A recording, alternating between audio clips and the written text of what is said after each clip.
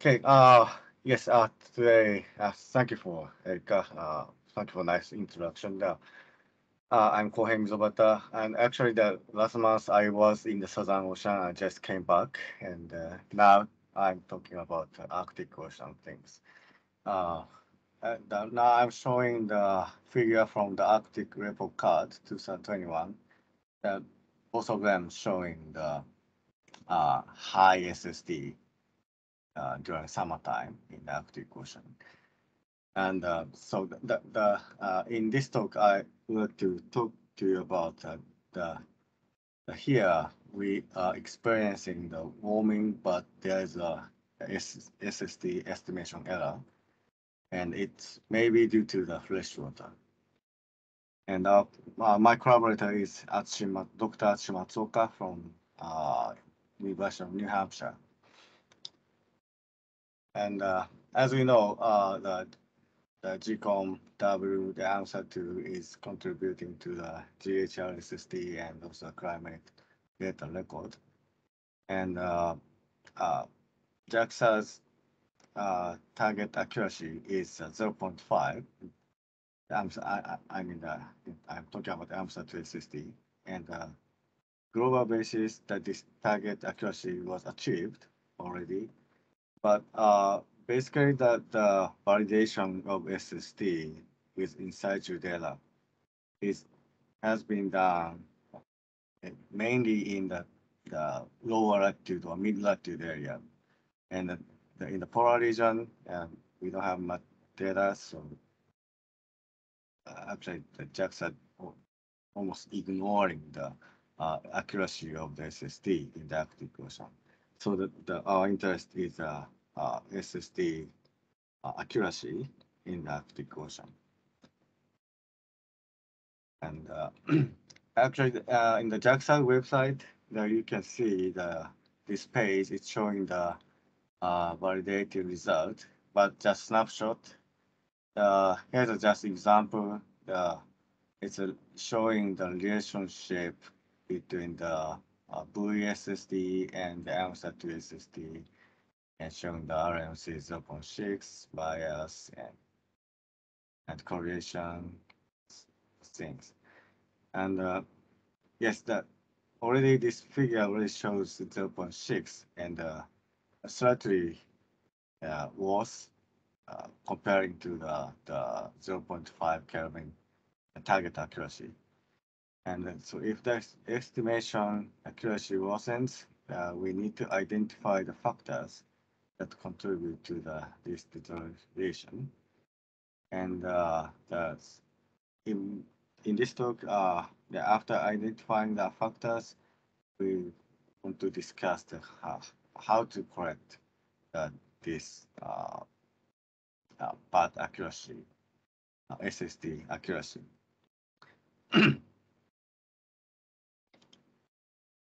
So right now, JAXA is providing the three product, the level 2 AMSR2 SST, based on the 6 GHz dataset, and also based on the 10 GHz, and also they are also providing the multiband SST right now. And usually the 6 GHz SST is called as a standard product. And this multiband SST is based on the three frequency band, the 6.9, 9.3, and 10.65. So actually, we validate that those three products with in situ data. But today, I would like to show you the result using the 6 GHz and multiband SST, and mainly focus on this standard product, 6 GHz SST dataset. And yes, we use iQuam in situ SST data provided by the NOAA. And yes, I already talked to you that the freshwater distribution may have an impact on the bad estimation. So later I will show you the CMM's multi-observation global ocean sea surface salinity. And our study period is 2012 to 2023.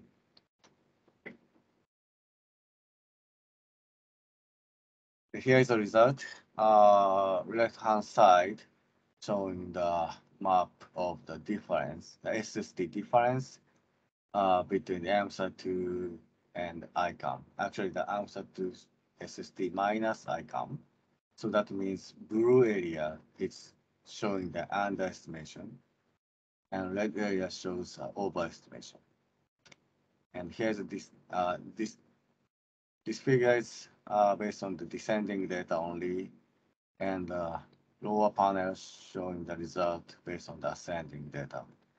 And both of them showing the similar RMSE, this is 0.65 or 0.67 after bias removal. And yes, there's a common feature. You can see that in the Canada Basin, there's a wide underestimation area there, and in the descending data and also in the ascending data. And when we think about this bad estimation of SST, we need to think about the wind. And the right-hand side is showing the scatter plot.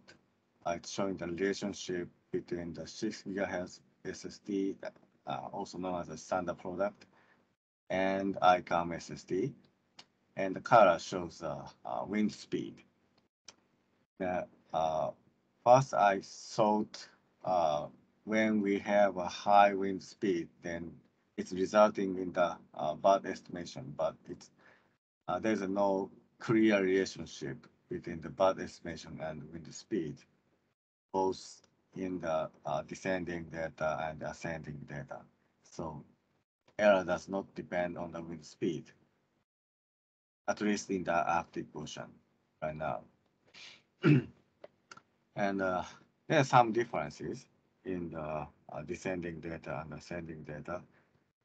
It's showing the overestimation in the Barents Sea here in the descending data set, and underestimation in the Baffin Bay.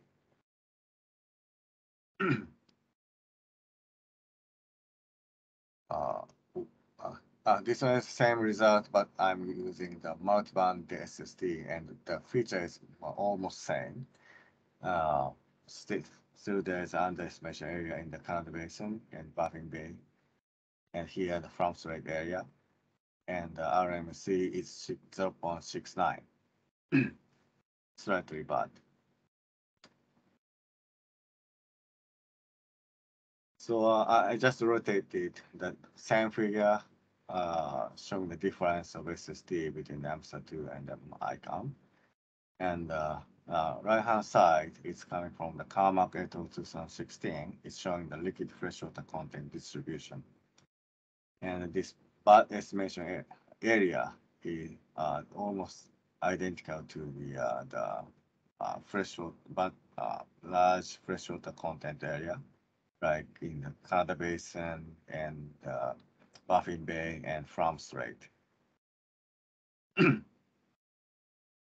So it looks like that the bad estimation is somehow related to low salinity. So then we revisit the emissivity and the electronic constant. This equation, very simple equation. It is coming from the Mason and Wentz.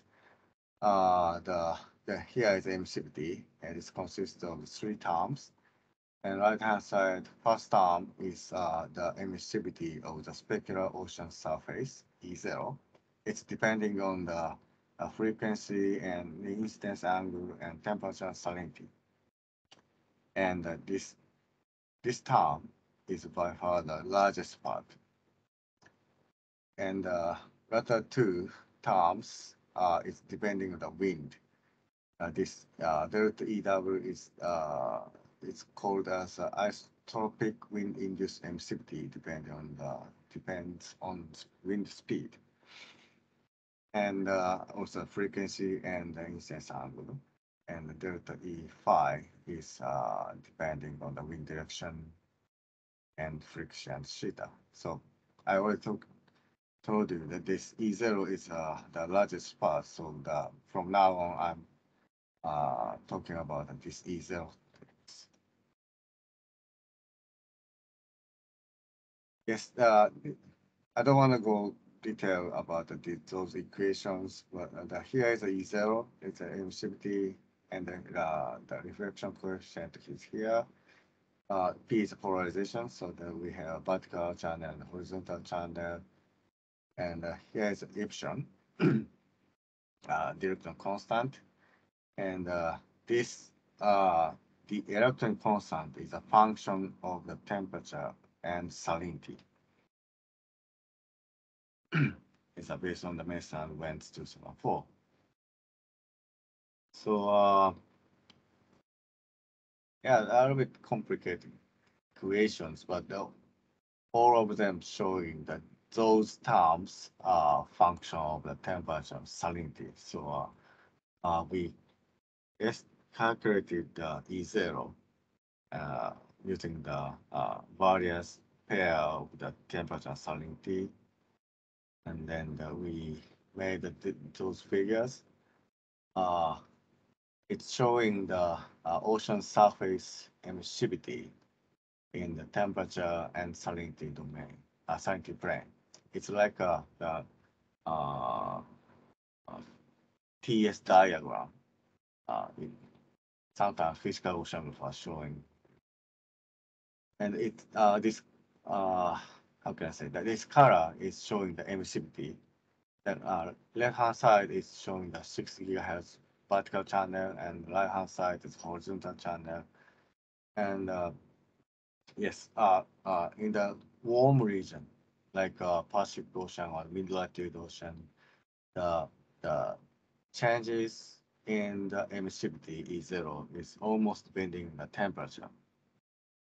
But if you go to the cold region, like polar ocean, that the changes in the E0 is also depending on the sea surface salinity, both in the vertical channel and horizontal channel. So the effect, again, the effect of salinity change on the changes in E0 becomes large in the cold region.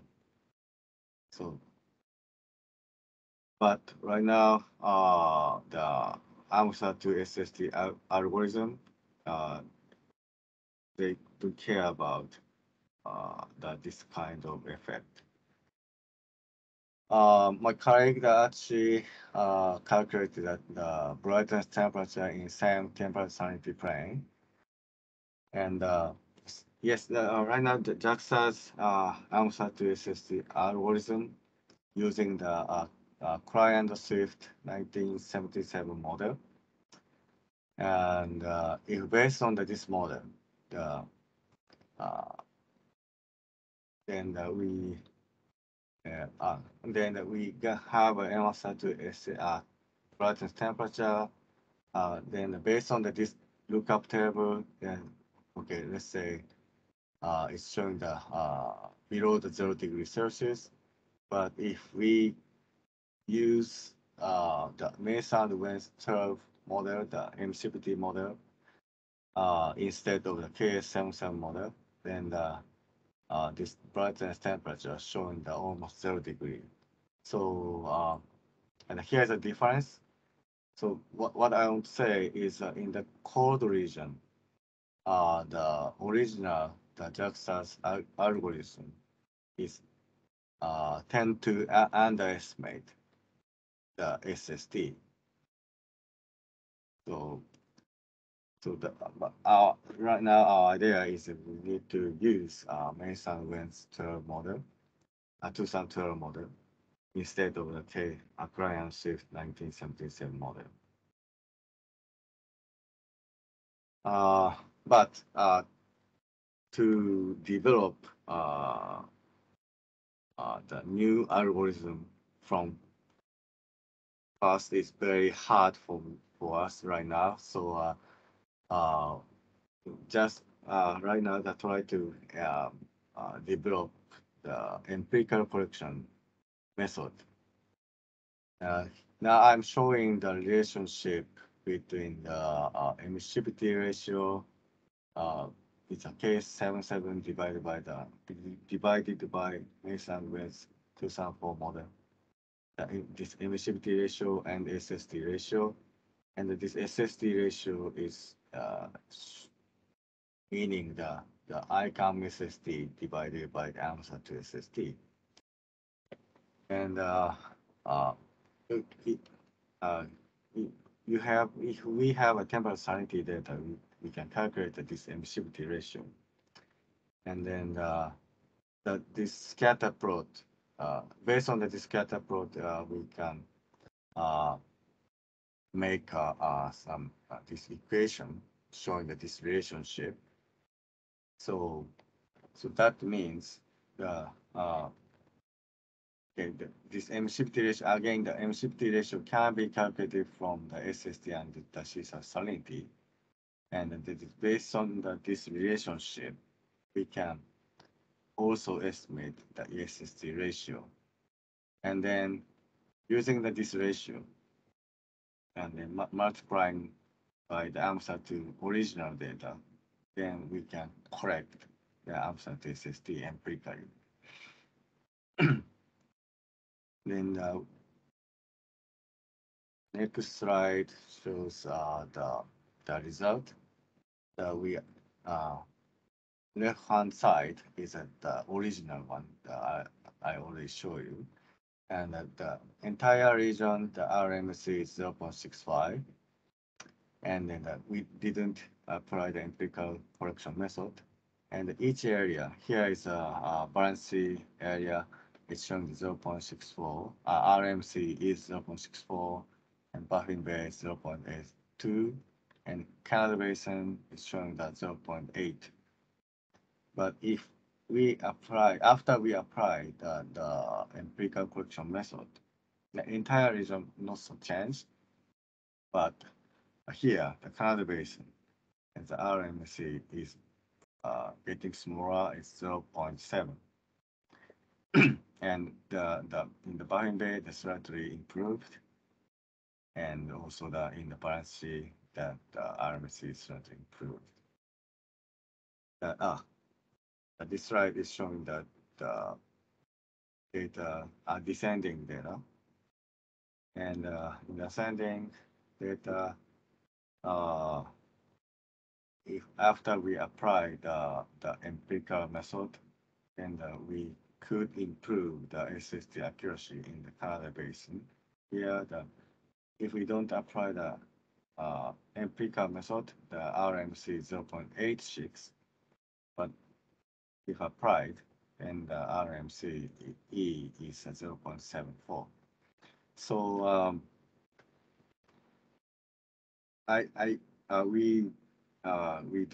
we do not give up to develop a new algorithm, but just this slide shows in the polar region, especially in the Arctic Ocean, that we need to think about impact of SST on the SST estimation. So I guess I have much more time, but here's the last slide. The summary is the right now accuracy of AMSR2 SST in the Arctic Ocean is the 0.65 Kelvin and in the descending orbit, and the 0.67 Kelvin ascending orbit. And the comparison between the AMSR2 SST and the iQuam SST shows the underestimated area in the Canada Basin, Baffin Bay, and France Strait, where is a low salinity area or the large freshwater content area. So there's issues with the treatment of sea surface emissivity and the eruption constant as a function of the water temperature and salinity. So that we need to consider this problem when we think about Arctic Ocean warming trend.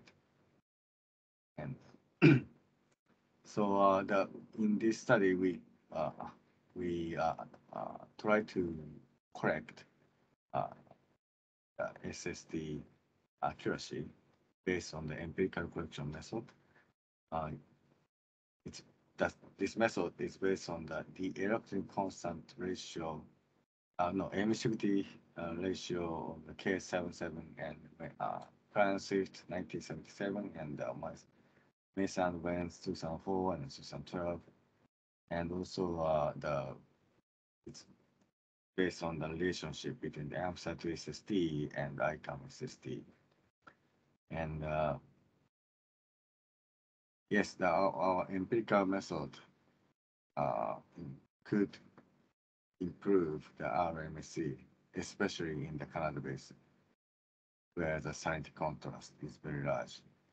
Here is a sea surface salinity data from the Copernicus. There's a bunch of freshwater here, and maybe 5 or 10 years later, we losing the Arctic sea ice during summertime. That means the sea ice is disappeared. Not disappeared. It's sea ice is converted to the freshwater. So there's another bunch of freshwater input may happen in the future. Then that means that resulting in the bad estimation of SST, I think. So again, the improvement is achieved by applying the empirical corrections, and in the future, we will attempt to improve the estimation algorithm or develop a new algorithm of the SST.